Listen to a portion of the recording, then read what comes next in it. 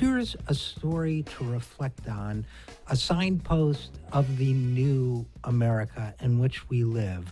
According to a West Virginia newspaper, state funding to pay for indigent burials, people who can't afford their own burials in West Virginia, ran out 5 months before the end of the fiscal year, according to officials for a funeral directors group. Frederick Kitchen, who is West Virginia Funeral Directors Association president, told the Intelligencer and Wheeling News Register that is because of an increase in drug overdose deaths in West Virginia. He said that the Department of Health and Human Resources sets aside about $2 million a year for burial costs for the indigent.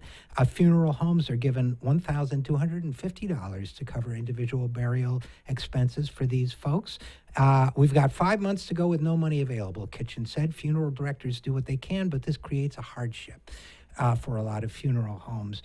Now, this is where we've gone in this country. First of all, we have so many poor people in West Virginia, just as much as in any other part of the country, in many cases more so. West Virginia has a terrible poverty problem.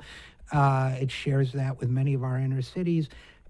We have so many poor people in this country. We have 43 million people in poverty in this country, despite the fact that we are the wealthiest country on earth. That's number one. Number two, people are so poor that many of them can't afford to pay for their own funerals.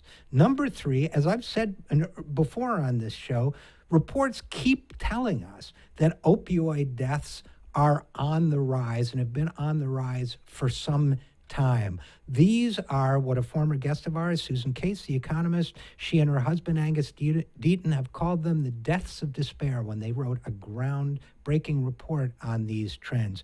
People are dying. That includes inner city people. That includes deaths among rural whites like those in West Virginia, especially those with no college education and few economic prospects for the future. We've taken whole swaths of our country, whole populations, minority populations, rural populations, populations like those in West Virginia. We've abandoned them. In their despair, they turn to soaring drug addiction. Drug addiction that in many cases was spurred by the greed of big pharma companies who rushed drugs like OxyContin onto the market by misrepresenting their addictive impact. So we have this perfect storm of capitalist greed, wealth inequality, and not so benign neglect on the part of the ruling class and government officials. And here's the sorry sign of it now in West Virginia. The fund to pay for indigent burials has run out of money because too many people are overdosing on opioids. This is the United States of America that we have created by conscious choice and deliberate action. This is the United States of America we must tear down and replace with something better.